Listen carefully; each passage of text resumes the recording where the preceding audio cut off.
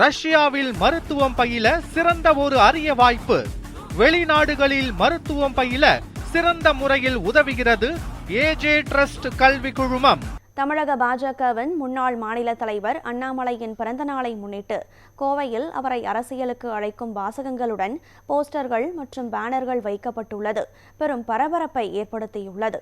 வருகின்ற 4ஆம் தேதி தமிழக பாஜக முன்னாள் தலைவர் அண்ணாமலையின் பிறந்த நாளை சிறப்பாக கொண்டாட அவரது ஆதரவாளர்கள் தயாராகி வருகின்றனர். இந்நிலையில் கோவை மாநகர் முழுவதும் அண்ணாமலையை வாழ்த்தி பிரம்மாண்ட போஸ்டர்களை ஒட்டியுள்ளனர்.